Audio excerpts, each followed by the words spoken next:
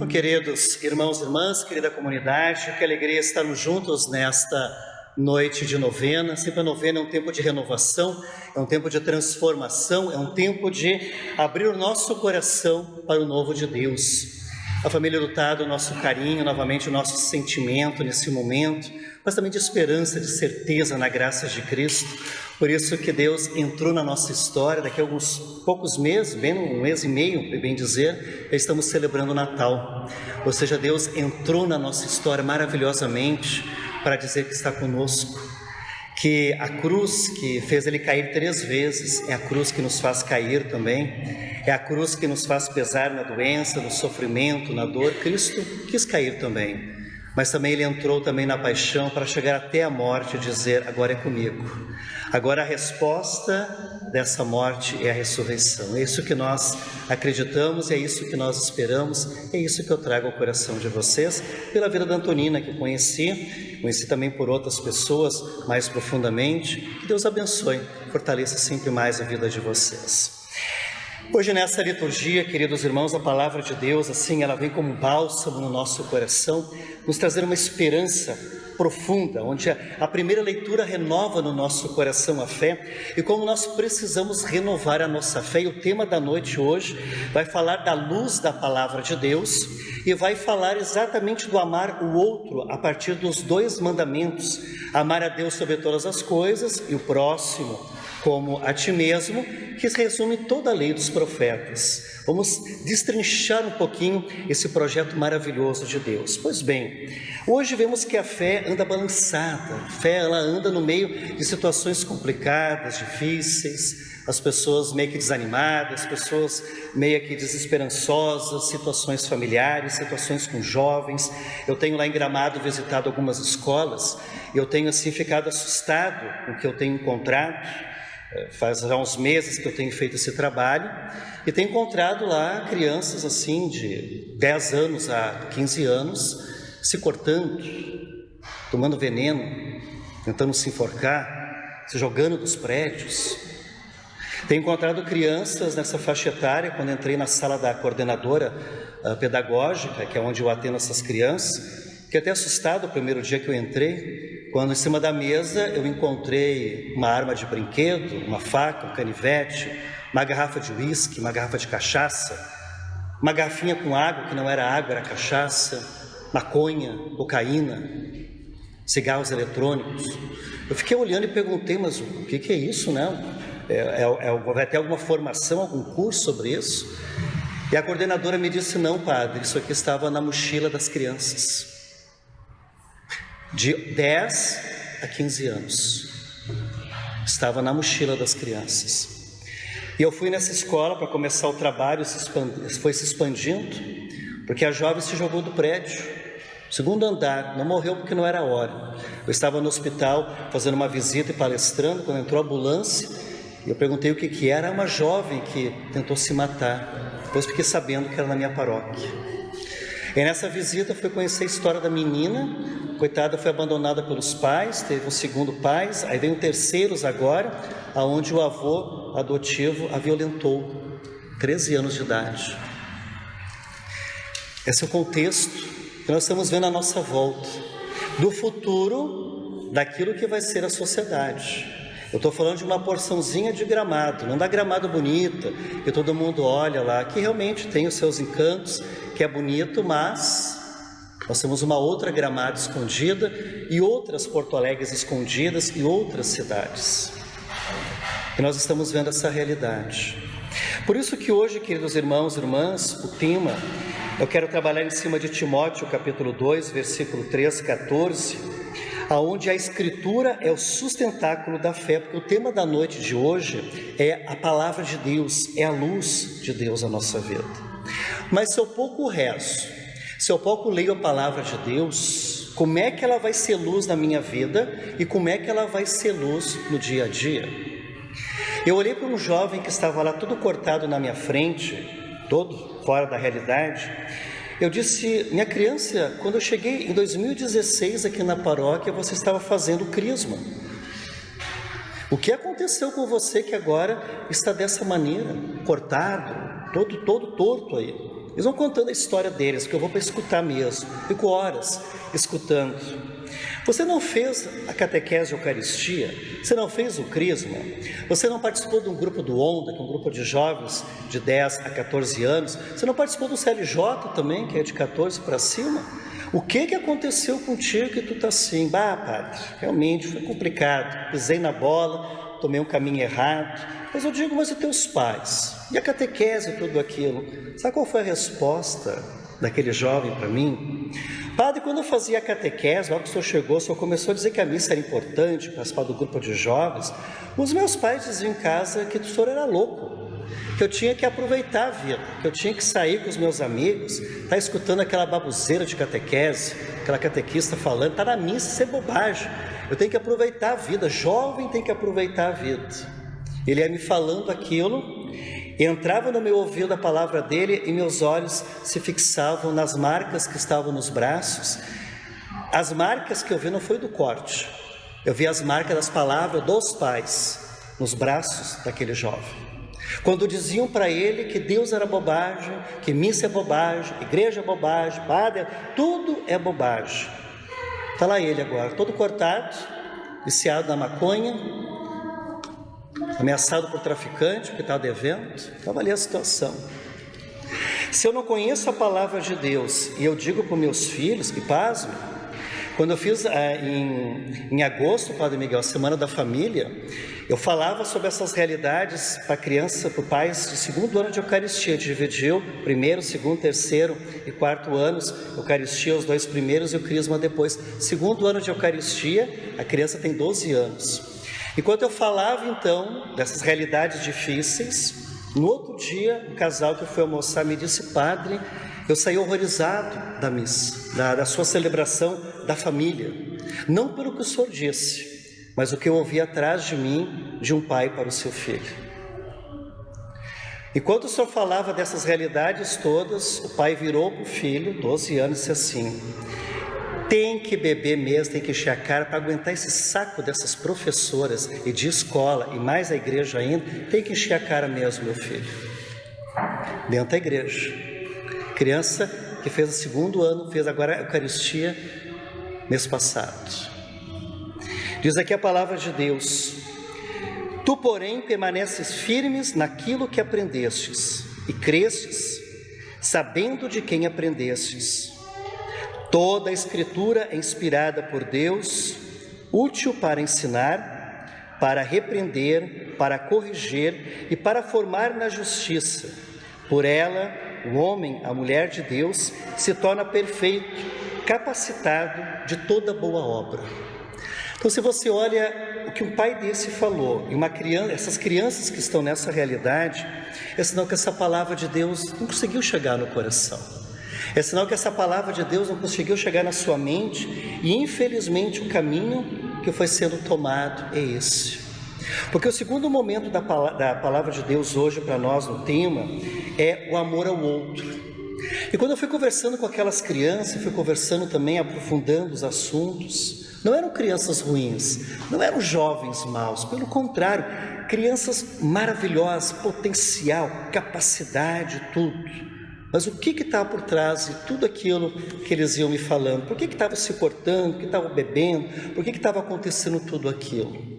Coração ferido, coração machucado, que começa em casa com os pais, que começa na falta de amor, na falta de carinho, na falta de ternura, na falta de uma presença, como um daqueles jovens de uma família de classe média alta da Várzea Grande, pai empresário, a mãe também junto na empresa, chegou para mim e disse assim: padre, eu quero trocar tudo que eu tenho, tudo, queria trocar tudo, meu computador, ele falou as coisas que ele tinha lá do bom e do melhor. Eu fiquei pensando, mas vai trocar por quê? O que tu quer trocar? Tem tudo? Não, padre, eu trocaria tudo isso para se pelo menos o meu pai e minha mãe tivessem uma horinha, todo dia de noite, para sentar comigo, a gente poder conversar e partilhar, uma horinha, porque os meus pais não têm tempo.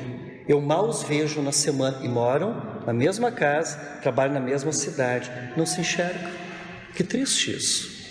E o mandamento aqui da palavra de Deus fala desse amor para com Deus e para com o próximo. Não adianta falar que é bonito isso. se não é vivido no coração. Para que essa palavra de Deus, que diz aqui a Escritura, tem um poder maravilhoso de ensinar, de fortalecer, de transformar, ela precisa chegar no meu coração e chegar no coração também daquelas crianças, chegar no coração de nossa juventude, porque não, o problema não é somente lá, o problema se espalha. Eu só de atendimento de pessoas, nesses 13 anos de padre, eu já passei de mais de 7.000 atendimentos, Padre Miguel muito mais ainda, só atendimento de pessoas, e todos eles, se eu for traçar uma linha, com suas diversas realidades, todas elas têm um ponto central, aquele coração machucado, aquele coração ferido que falta amor, que falta carinho. Por isso que o mandamento de Deus, de Jesus, ele está alicerçado em 2 pilares. Os 3 primeiros é para com Deus, amar a Deus sobre todas as coisas, ou seja, colocar esse projeto de amor de Deus na sua vida em primeiro lugar, guardar o nome do Senhor no teu coração. A gente tem guardado esse nome de Deus na nossa vida. O nome de Deus hoje parece que se perde no meio de uma sociedade que briga por tudo. Hoje a gente está se gladiando por qualquer coisa, futebol, política, isso e aquilo. O nome de Deus, coitado, se perde lá dentro de nós, porque nós como cristãos não conseguimos ser uma semente de esperança, de transformação. Guardar o dia do Senhor, né? Ser um mandamento, a missa, a oração, o final de semana, estar junto ali, os 3 primeiros para com Deus. Os outros 7 mandamentos, né? Os outros 7 em relação aos outros.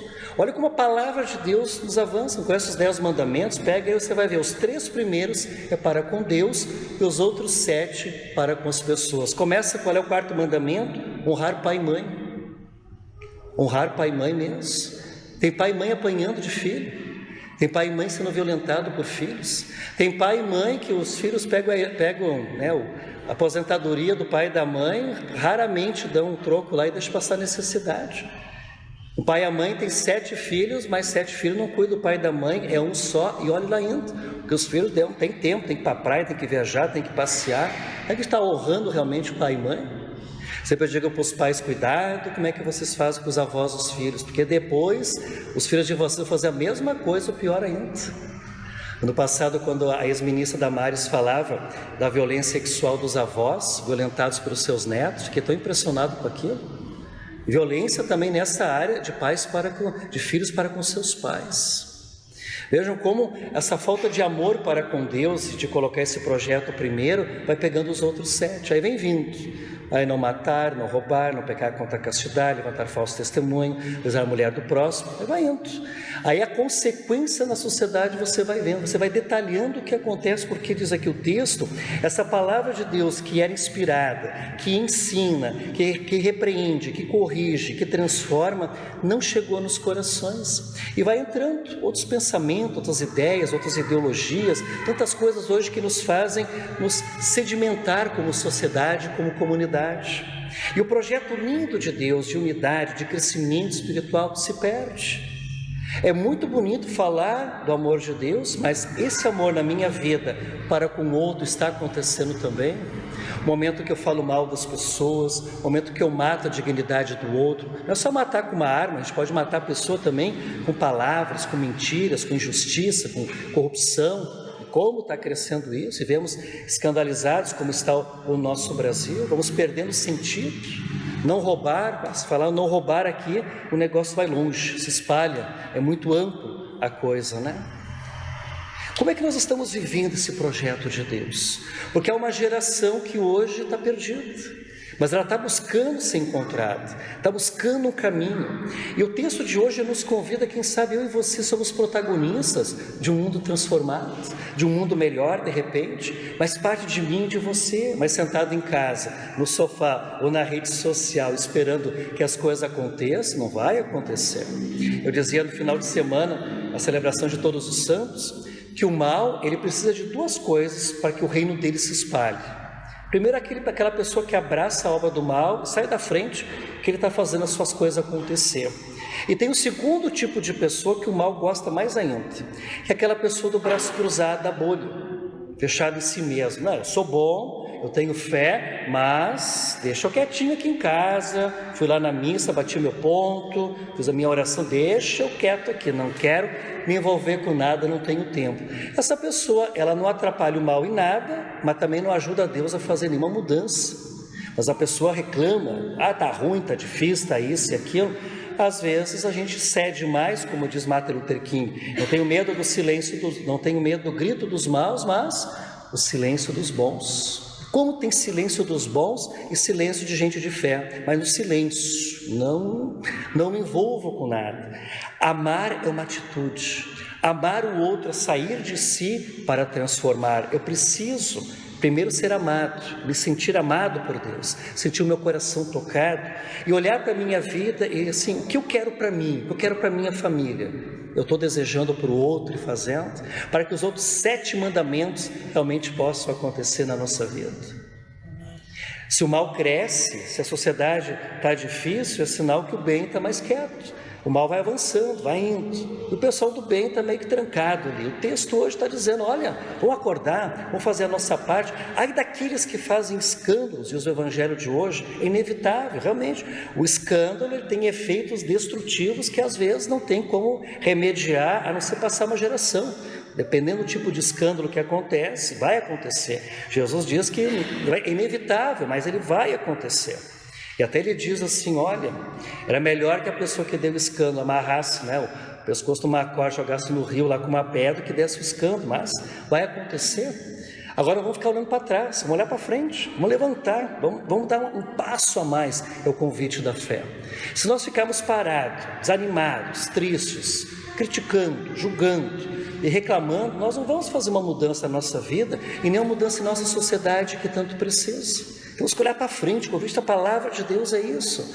O texto, em nenhum momento, a palavra de Deus fala que eu e você não teremos problemas. Em nenhum momento, pode pegar o texto sagrado, ela não vai dizer, porque você tem fé, você confia na graça de Deus, que o problema não vai chegar na sua casa. Não vai chegar uma doença, não vai chegar um desemprego, não vai chegar uma pandemia, não vai chegar uma situação no casamento, uma situação com o filho. A palavra de Deus em nenhum momento diz que isso não irá acontecer, pelo contrário. Ela diz que vai vir e vai acontecer uma coisa forte, mas ao mesmo tempo ela está dizendo que ao teu lado, junto contigo, aqui está o lindo da palavra de Deus, é que Deus estará junto de você, para te dar força, para te dar coragem, para te animar, para te não desistir, para te poder superar e vencer. Por isso que essa palavra de Deus, diz Timóteo, ela tem que ser guardada no teu coração. Se pouco você reza, pouco lê a palavra de Deus, de vez em quando para Deus assim, é claro que você vai estar fraco. É que nem um carro que não passa no posto de gasolina, está lá andando e o tanque está esvaziando, vou deixar para depois, amanhã eu vou lá abastecer, amanhã eu vou, quando vê, você para pelo caminho.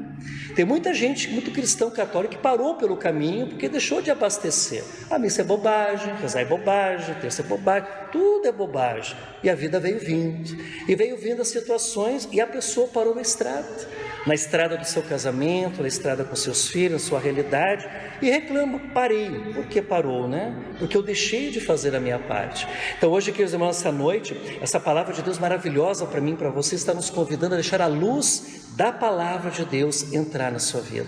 Se permita, pegue lá um pouquinho de tempo. Ai, pai, da minha vida é uma correria, não tem tempo. Tem sim, mentira tua. Tem tempo para o Instagram, tem tempo para o WhatsApp, tem tempo para o Face, tem tempo sim, não mente que depois vai aparecer os horários todos que você acessou lá, né? Tem tempo. A gente só não tem tempo para aquilo que a gente não ama. Para aquilo que a gente não ama, a gente não tem tempo. Não tem tempo para o filho, não tem tempo para o casamento, não tem tempo para a esposa, para o esposo. Como aquelas crianças me diziam, padre, lá em casa a correria, mas está lá no computador, está lá no celular, o pai e a mãe, não posso nem falar, não posso dizer nada.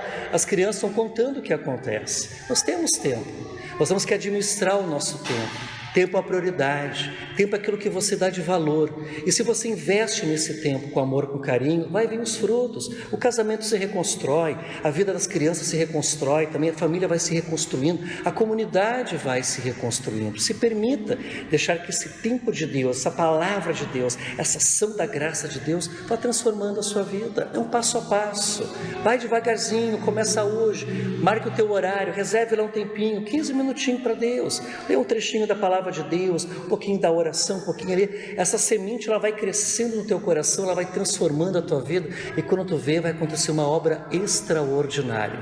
Primeiro vamos deixar para trás o que não presta, aquilo que é velho, aquilo que não deu certo. Não adianta reclamar, porque o passado nós não temos mais. O presente é o que nós temos, o futuro nem chegamos ainda. Não deixe para amanhã de fazer hoje. O passado não deu certo, Deus vai transformar isso. Reza, pede perdão, perdoa também, reveja a tua vida. Começa hoje, agora, porque nós não temos o amanhã. E às vezes deixar para amanhã pode ser tarde. É hoje que você vai abraçar mais, é hoje que você vai conversar mais, é hoje que você vai fazer um encontro do perdão, é hoje que você vai rezar mais, é hoje, faça hoje, não deixe para amanhã. Aproveite essa oportunidade e deixe que essa obra linda, essa graça de Deus aconteça na sua vida. Os 3 primeiros mandamentos, analisa na tua vida. Estou legal com Deus? Os outros 7, como é que eu estou com as pessoas? E a partir dali, tu vai começar a fazer um passo a passo de bênção, de graça, de vitória de Deus na sua vida, na sua família e com os seus. Dá tempo de mudar? Claro que dá. Dá tempo de fazer uma transformação? Claro que dá. É hoje. Faça hoje, comece hoje a sua parte, e você vai ver que maravilha, que bênção de Deus vai acontecer na sua história, no teu casamento, com teus filhos e com a nossa sociedade, que tanto precisa de pessoas que falem menos e ajam mais, de mais pessoas que dêem o seu testemunho de vida do que fiquem parados esperando que outros façam. Faça a sua parte, faça com fé, faça com amor, com carinho e com esperança. Que o Senhor nos acompanhe hoje e sempre. Amém.